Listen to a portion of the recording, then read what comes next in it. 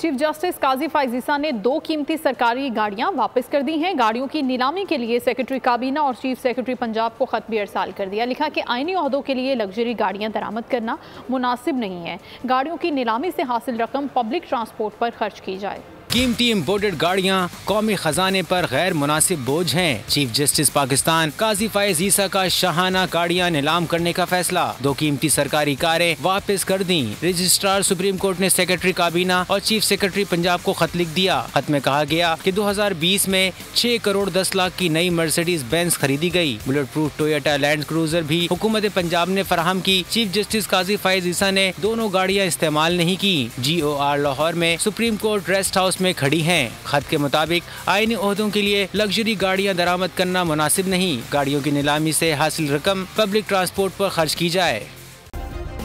Subscribe करें और bell दबाएं ताकि कोई खबर रह न जाए।